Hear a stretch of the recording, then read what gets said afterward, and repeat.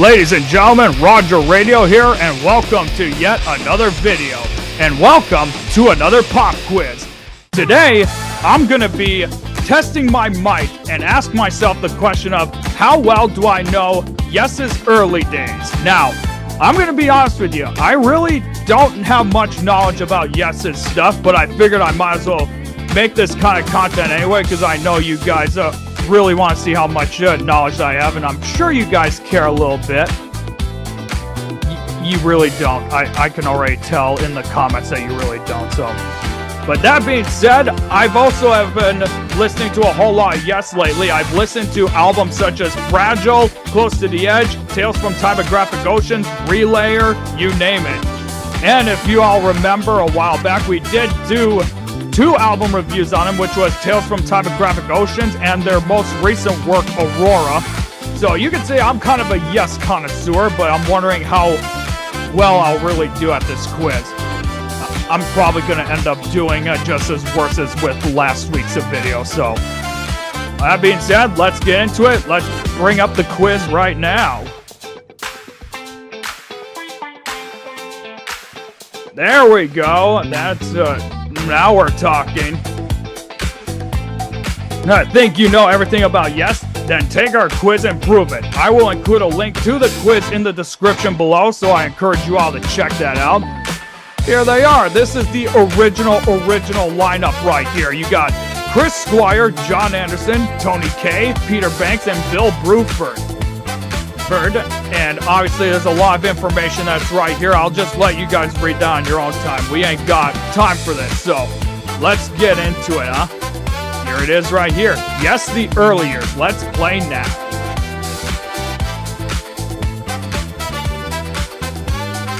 In Peter Banks' pre-Yes band, The Devil's Disciples, which cover did they record that was later made famous by the Yardbirds? Was it I Wish You Would, My Girl Sloopy, Good Morning Little Schoolgirl, or For Your Love? I don't even know. I've never listened to the Yardbirds. The only reason I knew who they were was because they had members from Led Zeppelin, so this will be a tough one here. I don't know, honestly. My Girl Sloopy kind of feels like a proggy-like name right there, and Good Morning Little Schoolgirl, I don't know. It's gotta be one of these two. Let's do, My Girl Sloopy. I fucking hate my life right now. Which psychedelic rock band did all founding Yes members play in between 1967 and 1968? Was it Mavis Riley's Patisserie, Ethel Miggins' Pie Shop, Mabel Greer's Toy Shop, or Arthur Grimshaw's Tattooist and Taxidermy Emporium? Oh my god!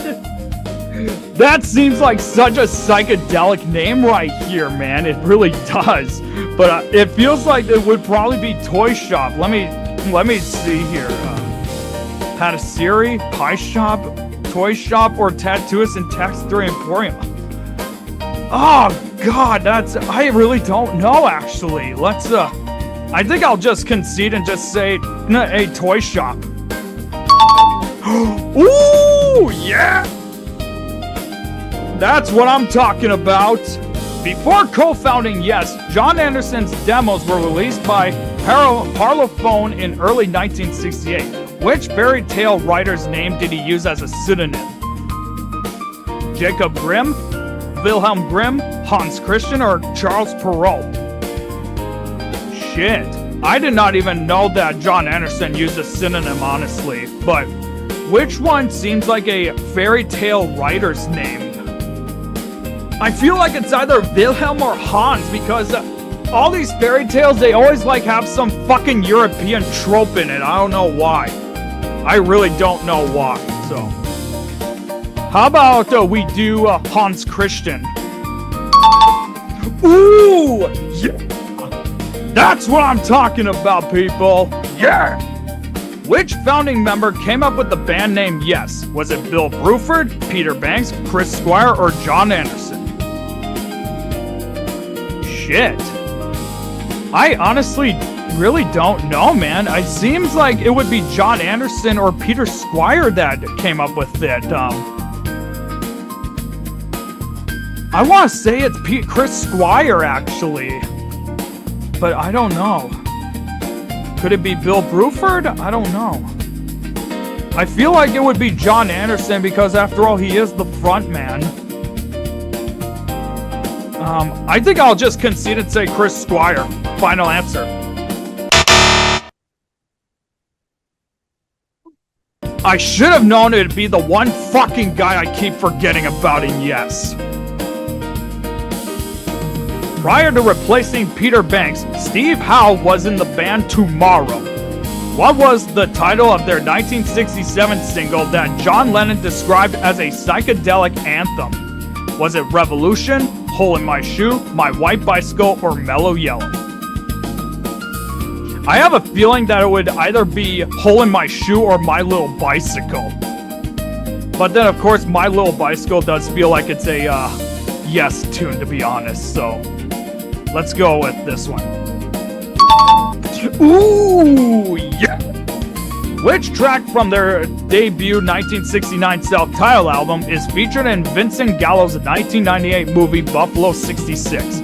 Was it Beyond and Before, Yesterday and Today, Heroland, or Sweetness? Shit. I'll be honest with you, I did not ever listen to Yes's debut album. I actually never had. And I was very unsure if it would have the same type of magic like a lot of their earlier or their later works, I meant to say, would have. But it's a tough one. Oh, I got email. Never mind. I want to say it's Yesterday and Today, honestly, but Haroldland does sound like something that would be on there. So I'll just go with Haroldland. Final answer. Fucking fucker. During the recording of 1970's Time and a Word, Peter Banks fell out with the band over the use of which musical style? Was it skiffle, orchestration, blues, or jazz? I feel like it would be like the use of the orchestration style, or at least the blues style, honestly, because jazz kind of plays a little bit of influence into prog rock, especially if it's jazz fusion. Orchestration, obviously, it was kind of I think it was being used a lot more frequently at the time because of King Crimson's debut album. And I can't really say for Genesis because their debut album wasn't even much of a prog rock album. It wasn't, so I'd say it's at least skiffle or orchestration. Fuck it, I'll just say skiffle. Ah! I fucking knew it. Recorded during 1970, just after Steve Howe joined, the studio version of the Cover of America that later appeared on 1975's Yesterday's compilation has a duration of 10.5 minutes. How much longer is that than Simon and Garfunkel's original? Exactly double, over twice as long, over 3 times as long, or 10 times as long? Oh shit, I actually have no idea. Oh god, I want to say it's at least double, because I don't think it would actually be either exactly double or over twice as long. I don't think they would go 10 times as long or over 3 times as long, so I think it's over twice as long, actually, so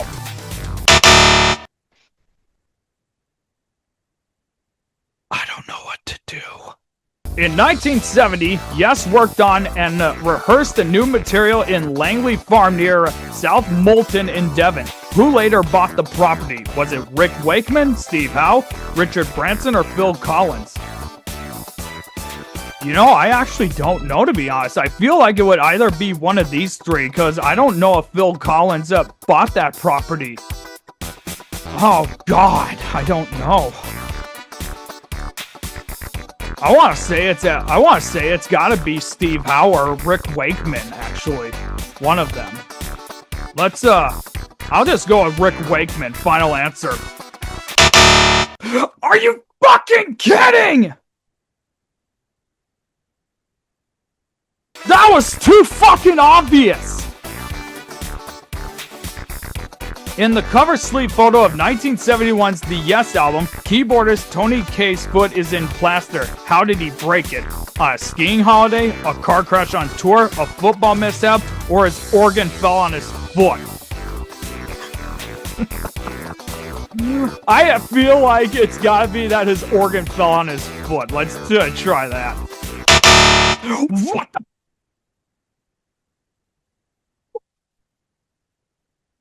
What?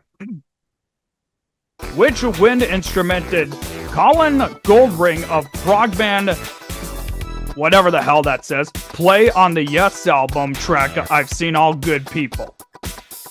The harmonica, the kazoo, the tin whistle, or the recorder? They can actually use a recorder as a instrument?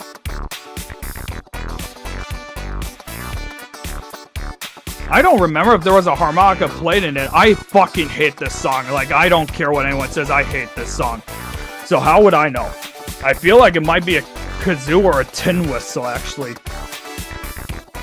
Let's try a tin whistle, fuck it.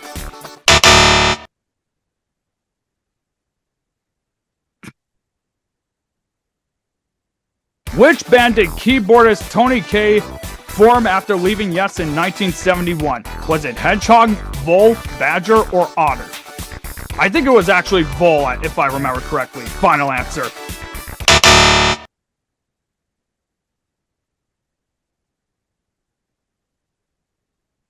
I'm about to have a fucking heart attack right now. Which folk group was Rick Wakeman a member of before joining Yes? Was it Steely Span, Fairport Convention, the Straubs, or Pentangle? It definitely should not have been Fairport Convention. Never heard of these guys, never heard of these guys, and never heard of these guys. I think it was the Straubs. It feels like a somewhat group, but I think it might have been Fairport Convention, so let's check it. Oh my fucking god! Supposed to be fucking getting correct answers here. The second 1971 Yes album, Fragile, marked the start of the band's long association with which sleeve artwork artist? Storm Thorgerson, Roger Dean, H.R. Geiger, or Derek Riggs? Oh, that's easy. Roger Dean. Yep, I called it. I called it. Yeah. Yep. What is special about the Fish, whatever these words are, of Fragile's track of the same name? They have retractable legs, they are transparent, their predator warning sound replicates a mellotron, or they can transmit shortwave radio signals. Oh my god, I actually don't know. I never listened to that song. The only song I know from it is Roundabout. You know, that good old meme song? I think it might have been. I think it is gotta be the warning sound replicates a mellotron. It's gotta be.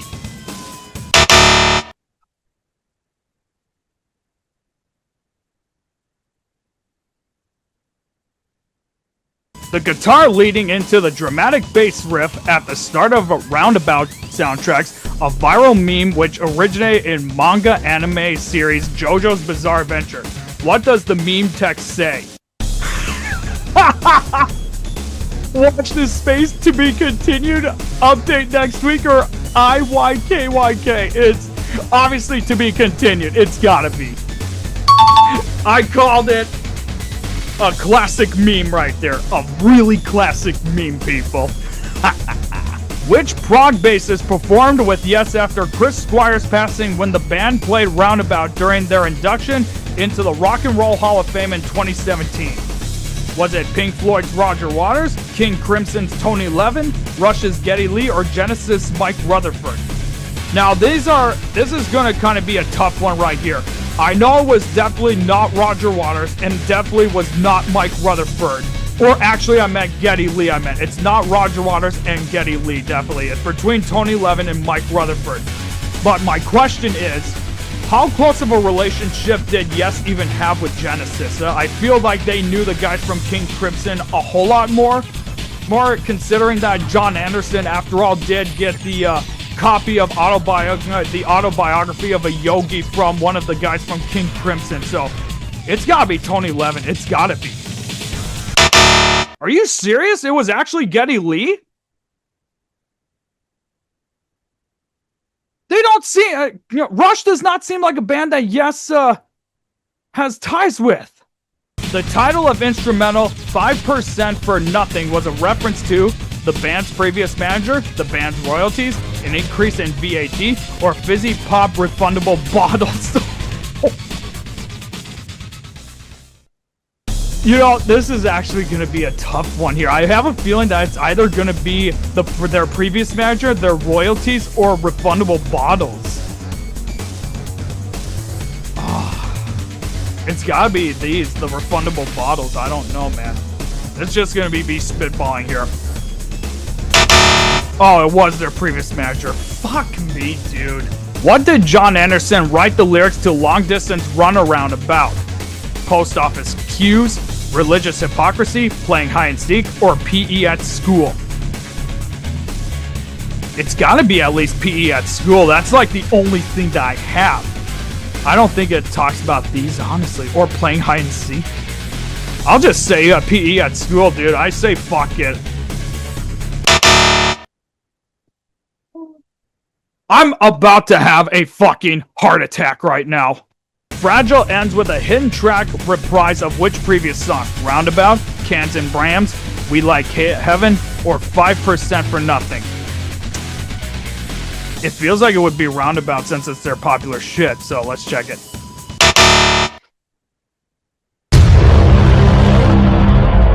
Hey!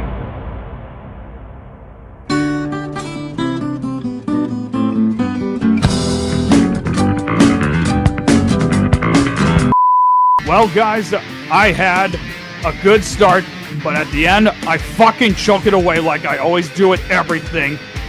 And I'm probably gonna end up having a stroke within the next couple days because of this horrendous quiz, so let me know in the comments below what your guys' score is, alright? Hey, the link to the quiz will be in the description below. That being said, folks, thank you all so much for tuning in. Subscribe to the Roger Radio Show, hit that like button, and hit that bell button, and leave a comment below.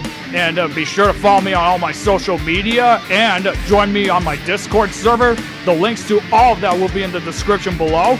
And if you're an independent musician or band who wants to be interviewed and have your music promoted, email me at rogerrhodes90@yahoo.com. Thank you all so much for tuning in, and as always, until next time, ta-ta for now!